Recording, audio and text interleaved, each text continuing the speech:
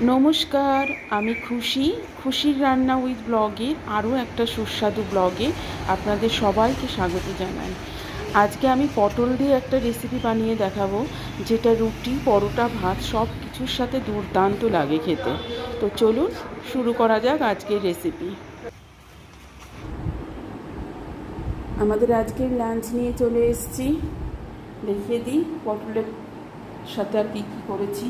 এটা তো করেইছি, একটা স্পেশাল রান্না, এটার পুরো ভিডিও দিয়েছি। আর এখানে আছে টক ডাল।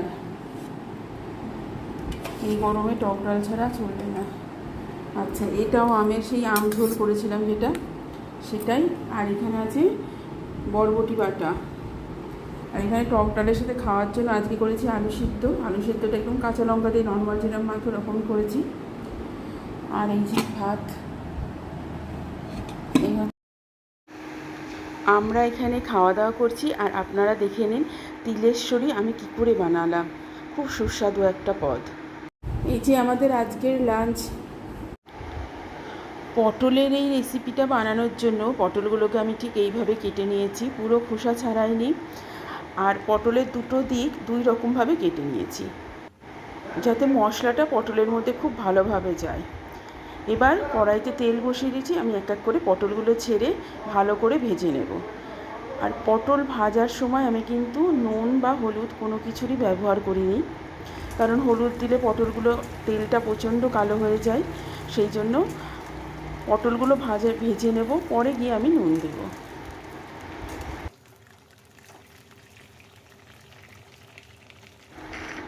পটলটা বেশ খানিকটা ভাজা হয়ে গেছে। এবার আমি পটলের ওপর একটু নুন ছিটিয়ে আরও ভালো করে ভেজে নেব। তারপর পটলগুলো এক এক করে উঠিয়ে নেব।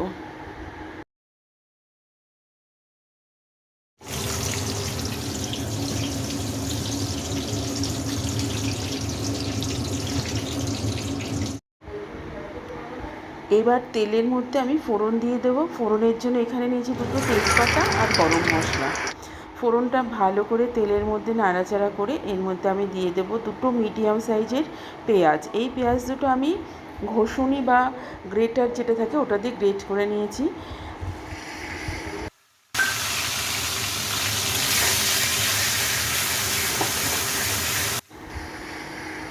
পেঁয়াজটা মোটামুটি ভাজা হয়ে গেছে।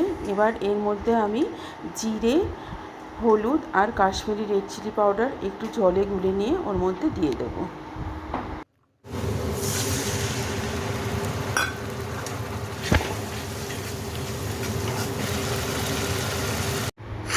মশলাটা বেশ ভালো কষা হয়ে গেছে। এখন আমি এর মধ্যে দিয়ে দিচ্ছি দুটো টমেটো পেস্ট। মশলাটা কষাতে কষাতেই এর মধ্যে আমি একটু নুন দিয়ে দেব, আর দিয়ে দেবো টেস্টের জন্য একটু চিনি। চিনি দিই না, আমি রান্নায় গুড় ব্যবহার করি, আখের গুড়, তো ওটাই আমি দিয়ে দেবো রান্নাতে টেস্টের জন্য একটু। দিয়ে ভালো করে মশলাটা কষাবো।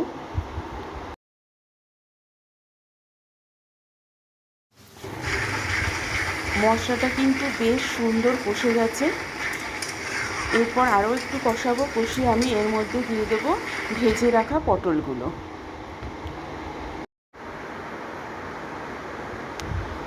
পটলগুলো আমি ভাজার পর বাটির মধ্যে একটু হলুদ দিয়ে পটলগুলোকে ভালো করে মাখিয়ে নিয়েছিলাম। এই জন্য ভাজার সময় তো হলুদ দিইনি, কিন্তু এখন পটলগুলো হলুদ লাগছে, বেশ সুন্দর লাগছে দেখতে।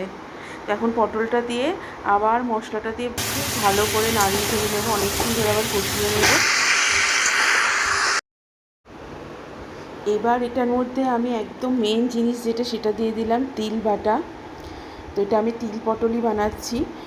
তিলটাকে কিন্তু আমি ডাইরেক্ট বাটিনি, শুকনো কড়াইতে আগে যেরকম আমরা মুগ ডাল ভেজে নিই শুকনো কড়াইতে, সেরকম তিলটাকে ভেজে নিয়েছিলাম। নিয়ে তারপরে কিছুক্ষণ ঠান্ডা করে জলে ভিজিয়ে রেখে তারপরে বেটেছি। সেই জন্য এটা খুব স্মুথ পেস্ট হয়েছে এটা। তিল দিয়ে আবার পটলটাকে ভালো করে নেড়ে চেড়ে একটু কষিয়ে নেব। নিয়ে তারপরে এর মধ্যে একটু জল দিয়ে দেব, দিয়ে জল দিয়ে একটু ঢাকা চাপা দিয়ে ফুটিয়ে নেব।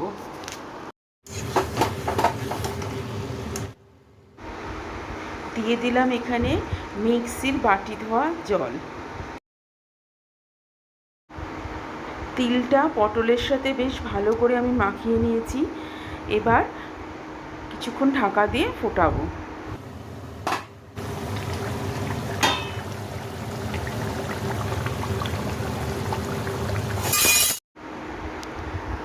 রেডি হয়ে গেছে আমাদের তিলেশ্বরী বা তিল পটল। আমি ভাবলাম এত সুন্দর একটা রান্না, একটা সুন্দর নাম দেওয়া যাক, তো সেই জন্যই তিলেশ্বরী নাম দিলাম।